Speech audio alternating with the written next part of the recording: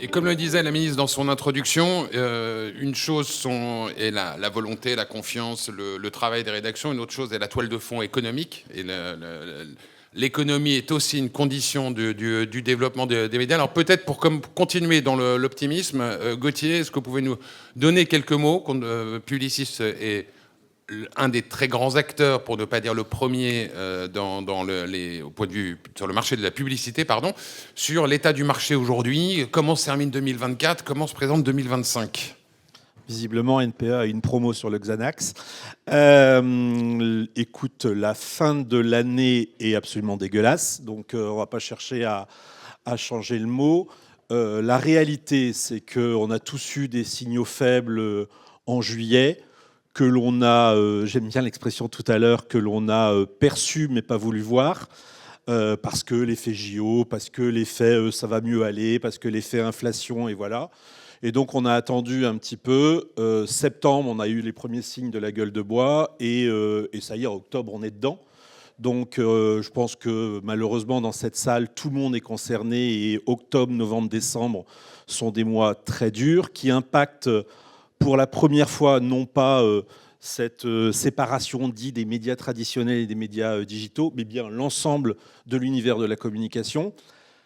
Le positif, c'est que clairement la France avait fait un bon janvier quand même, un janvier-août, donc tout le monde était en avance. Ce qui se passe, c'est que tous les budgets qui étaient avec une progression tombent au mieux à l'équilibre, voire certains malheureusement maintenant sont en retard. La vraie question, c'est qu'est-ce qui va se passer en 2025 ? Et là, c'est difficile de savoir. On est complètement tenu dans une fragilité de pays économique. Malheureusement, toujours à un jour d'une possible motion de censure, dissolution qui aurait de toute façon des impacts extrêmement forts sur l'économie française. Ce qui est certain, c'est que de toute façon, on a du mal à voir aujourd'hui un côté optimiste à 6 mois. Donc on risque d'avoir un janvier-juin difficile. La question, c'est est-ce qu'un second semestre peut rattraper un premier semestre économiquement fragile sur lequel on l'entend, plus d'inflation. Qui veut dire plus d'inflation veut dire à un moment qu'il faut changer le prisme qu'on a depuis 3 ans avec un retour sur des volumes, tout simplement. Et voilà, ça va être difficile. Ça va être difficile, mais il faut aussi savoir regarder un système économique beaucoup plus long terme. Le danger est de s'inquiéter à du 6 mois. On est quand même tous là pour travailler jusqu'à 80 ans. Donc, c'est une moyenne maintenant en France. Donc, l'enjeu est clairement de s'inscrire sur comment dépasser 2025 et sortir plus fort de ce mouvement économique difficile et de tout de suite préparer 26, 27 et la suite. Peut-être un mot avant de parler de la suite des États généraux et de la place que vous pouvez y prendre ou pas. Mais sur Twitter, sur les réseaux sociaux plus globalement, aujourd'hui chez Publicis, vous êtes plutôt dans une posture de conseiller à vos clients d'y rester, d'en sortir, d'arrêter d'y investir. On est numéro 1 aux États-Unis, donc tu imagines que je ne vais pas répondre totalement à la question. Je te rappelle qu'il y en a un qui est ministre de l'efficacité. Mais nous, notre rôle, c'est de conseiller à un moment à nos clients d'investir là où on délivre, pour citer Michael parfaitement, de la performance et de l'efficacité. Donc après, selon les annonceurs, selon aussi, il faut être honnête, leurs convictions politiques, nous devons leur conseiller d'investir si ça délivre de la performance, de l'efficacité, si ça protège la marque ou si ça correspond à leurs convictions. Ces 4 critères associés font que chaque annonceur va avoir une approche différente. Et puis, il va y avoir des annonceurs plus américains qui vont évidemment, maintenant qu'il est ministre, peut-être quand même se dire il vaut mieux se mettre du côté du gouvernement, il faut arrêter de faire semblant. Et puis des annonceurs qui vont peut-être pas être vraiment très forts aux États-Unis, qui vont peut-être, comme Madame le disait tout à l'heure, se dire que peut-être ils peuvent s'en passer parce que ce n'est pas un environnement favorable pour la construction d'une marque. Et dans les autres réseaux de microblogging, comme on appelle ça, type Thread ou etc., il y a aujourd'hui une alternative, des réseaux qui vous semblent avoir une dynamique qui leur permettent de remplir la même fonction que Twitter, ou on n'y est pas encore ? Il y a tout. Le côté, ça fait longtemps quand même en France ou à travers le monde que le côté incontournable et indispensable n'existe plus. Tu trouves toujours des solutions. L'enjeu, c'est comment je délivre à court terme de la performance et à long terme de la protection de marque. L'enjeu, c'est comment je construis à un moment un plan pour un client, une marque, un annonceur, en durabilité, en pérennité, pardon. En pérennité. C'est la performance responsable, c'est de faire attention à trouver cet équilibre short terme, long terme. Après, tu trouves toujours une alternative. Bien, donc toujours une alternative et peut-être évidemment, entre guillemets, c'est ce qu'elle a dit dans son introduction, ce que disait la ministre, un projet de loi en 2025 dans la suite des États généraux de l'information pour en reprendre l'exhaustivité des propositions et notamment la responsabilité démocratique des annonceurs, donc une forme de transparence qui devrait donner sur la façon dont, à grande masse, pas dans le détail, ils répartissent leurs investissements entre médias d'information et plateformes digitales. Évidemment, les agences seraient concernées de près. Donc, d'où l'intérêt de te poser la question. C'est marrant comme débat, parce que je ne vois pas quelqu'un dans la salle dire on va être contre. Évidemment, on est tous citoyens, évidemment, on a tous envie d'avoir une information de qualité. On n'a pas envie d'être tenu dans un monde de fausseté et de mauvaises informations. Les annonceurs ont besoin d'environnement safe, ont besoin d'informations de qualité, parce qu'ils ont besoin d'investir sur des assets contrôlés. OK, ça c'est le discours consensuel de tout le monde. Après, il faut quand même un petit peu être honnête, il n'y a pas de mécénat. L'investissement vient d'entreprises privées qu'ils doivent délivrer pour eux-mêmes leurs performances. Donc j'entends le discours de la ministre, je soutiens complètement la conclusion des États généraux, mais j'ai adoré la présentation tout à l'heure de Dominique et d'Édouard. Il faut quand même faire attention à ça mérite d'en débattre. Il y a des manières d'agir. Il faut à un moment être cohérent, volontariste, être dans la considération à la proximité. Et bien ça s'adresse aussi à un moment à ces conclusions des États généraux. C'est-à-dire que quand on parle de transparence, on a le MFA de toute façon qui va s'appliquer sur la loi des médias publics. Je suis très à l'aise avec l'histoire de la transparence. Ce qui m'intéresse, c'est comment ça va s'appliquer. En investissement média, en France aujourd'hui, il y a 87 000 marques. Il n'y en a pas 500, il n'y en a pas 600, 87 000. 30 000 à peu près ne sont que sur la longue tail de Google. Va-t-on être capable, va-t-on se doter de moyens pour tracer les 87 000 marques? C'est facile de toujours taper sur les gros. C'est toujours facile de taper toujours sur un moment les grands qui investissent. Mais si l'on fait une loi, est-ce qu'on est capable de faire que cette loi soit respectée pour tout le monde? Moi, la problématique que j'ai, c'est la déclaration, et je reprends Dominique, la manière d'agir. Ce qui, moi, m'intéresse maintenant dans l'applicatif, c'est allons jusqu'au bout. On n'a pas été capable en France et en Europe de réguler aujourd'hui les plateformes. Donc on ne paye que les conséquences de tout ça. Les éditeurs de presse ont un courage dingue tous les jours de s'attaquer aux droits voisins. Mais ce n'est pas normal que la presse doit se défendre depuis 10 ans, depuis 15 ans.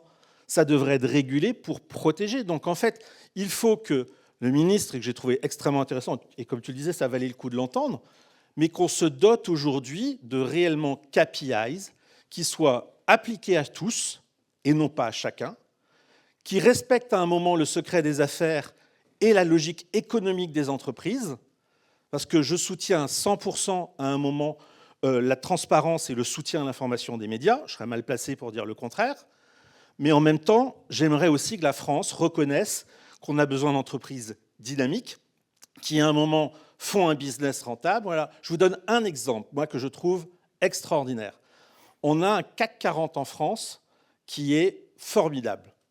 Mais si vous regardez la performance du CAC 40 sur le territoire français, en fait, c'est la France qui a moins de performance dans toutes les entreprises mondiales. Donc les grands groupes... Les champions nationaux sont moins bons dans leur propre pays que les Américains chez les Américains, voilà. Les Allemands chez les Allemands. On performe aux États-Unis, on performe en Chine. Quand la Chine s'arrête en juillet-août, clac, la France prend cher, parce qu'évidemment, les grands HQ disent il faut couper, mais il faut aussi se poser la question, est-ce qu'il faut continuer à un moment à contraindre l'économie française et les grands groupes comme les petits groupes en France? Il y a quand même une question, je trouve que on évite à un moment et on prend pas. Je trouve qu'on est beaucoup trop dans une agressivité et de contrainte. On évite l'idée de répondre à cette question, comment réellement publicité, peut s'allier à la performance économique des entreprises et à la responsabilité sociétale dont on a tous besoin. Mais il faut lier les deux. Il faut arrêter de dire une fois, c'est la démocratie, il faut faire du mécénat d'information. Il n'y a pas de mécénat à faire, c'est une responsabilité, une dette souveraine de tous. Mais en même temps, il faut reconnaître aux entreprises qu'on a besoin de plus de les aider. Regardez, 420 lois de régulation sur la publicité en France. Regardez, aujourd'hui, on met plus d'espace sur les mentions légales que sur le message publicitaire.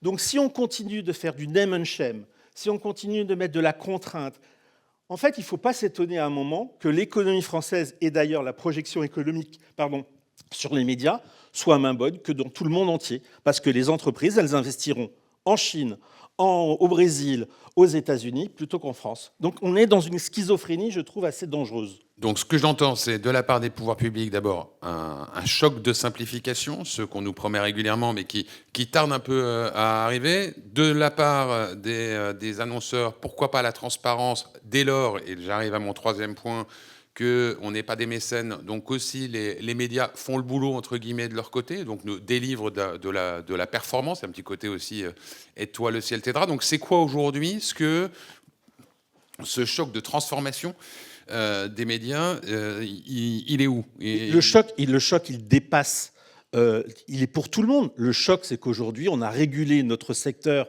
il y a 30 ans, et que cette régulation, c'est une régulation aujourd'hui de contrainte et pas une régulation de progrès, pour reprendre tout à l'heure ce que disait Édouard. C'est-à-dire qu'aujourd'hui, nous sommes tous dans cette salle, que ce soit la télévision, la presse, avec vous n'avez pas le droit de faire telle catégorie d'industrie à la télé, à la presse et autres, vous n'avez pas le droit de faire plus de pubs en télé, vous n'avez pas le droit de faire tel secteur en truc, et d'autres ont tous les droits. Donc à un moment, il faut se dire, est-ce que toutes les régulations qu'on a, est-ce que tout ce que l'on rajoute toujours en stratégie de millefeuille est à la logique du progrès de la France, du progrès sociétal, environnemental, économique. Je vous donne un exemple que j'adore. La publicité est coupable de l'environnement. La publicité est coupable de la surconsommation. La publicité est coupable aujourd'hui de ne pas financer l'information. La publicité est coupable de donner une mauvaise image de la femme. La publicité est coupable de ne pas faire de l'inclusion, de la diversité. Par contre, il faut que maintenant, la publicité en fait, s'engage pour le progrès de l'environnement, il faut qu'elle s'engage pour le progrès de l'information, il faut qu'elle s'engage pour le progrès de tout, etc. Il faut qu'à un moment, on se mette un peu d'équerre. Donc, les états généraux de l'information, je pense, c'est ce qui était de mieux à faire. C'est très bien. Il y a plein de bonnes choses. Maintenant, il y a la manière d'appliquer. Quels sont les KPIs? Est-ce que les KPIs s'appliquent à tous? Est-ce qu'à un moment, derrière l'information, ça veut dire qu'il faut sacrifier tous les médias de divertissement et tous les autres? Non, il faut à un moment que la France soit encouragée pour son propre pays à une démarche, à un moment de progrès. Première chose, économique. Voilà, on ne peut pas après nous dire « Ah bah oui, bah alors on est très à l'aise que des villes, par exemple comme Paris, soient après se dire « Ah bah on va peut-être retirer l'affichage dans Paris. » Mais c'est de la schizophrénie permanente. Et en fait, comme on silote tous ces sujets, donc aujourd'hui, bien évidemment, on a tous salué le discours des États généraux. Et je suis le premier à dire que c'est ce qu'il faut faire. Mais vraiment, essayons à la fin de mettre tous les métiers. Est-ce que nous encourageons tous les métiers? Quel est le soutien qu'il faut faire réellement aux médias français? On a la chance d'avoir des médias incroyables en France. Comment est-ce qu'on favorise l'innovation? Comment on favorise la technologie? Peut-être en France, peut-être au niveau européen. Comment regroupe-t-on les forces? Comment est-ce que l'on voit là le SSCID sur le tracking publicitaire pour avoir le tracking réellement de l'investisseur entre ce qu'investit l'annonceur à qui il sert est une bonne idée. Mettons-le en place. Mais en fait, on ne peut jamais mettre en place parce qu'on n'ouvre jamais les 30 ans de régulation qu'on a derrière nous ou de manque de temps en temps de courage qu'on a eu face à des plateformes américaines qui ont clairement bouleversé complètement notre monde. Donc je garde un message à la ministre en forme aujourd'hui. Et à ceux qui vont travailler avec elle sur ce projet de loi parlementaire ou autre, c'est avant d'écrire des règles nouvelles, commencer aussi par une sorte d'inventaire de ce qui existe et de ce qui pourrait être allégé, simplifié, retiré et qui faciliterait la vie des annonceurs, des médias et de ceux qui les conseillent. Et pour plus loin, appelons à des états généraux à un moment des métiers qui ont une utilité sociétale, de progrès économique. Arrêtons de cloisonner les sujets. Les états généraux de l'information, c'est un formidable mouvement, comme le contrat climat était des formidables mouvements, mais on a besoin, à un moment, je reprends Dominique, ça se mérite d'en débattre, il faut à un moment s'allier il faut changer les choses. On ne change pas les choses. Actuellement, on les répare, on les pallie, on met des pansements. Mais l'information n'a pas besoin d'un pansement. L'information et les médias d'information, ils ont besoin d'un système pérenne, ad vitam aeternam, d'existence. Ils n'ont pas besoin aujourd'hui d'une stratégie de transparence qui pourrait, d'ici 5 ans, malheureusement, si l'économie française chute, ils chuteront aussi parce qu'il n'y aura pas d'investissement. Ce n'est pas dans ça dont ils ont besoin. On a besoin de protéger pour les centaines d'années la démocratie en France et donc les médias d'information. Donc c'est la pérennité qu'il faut aller chercher. Merci beaucoup Gauthier.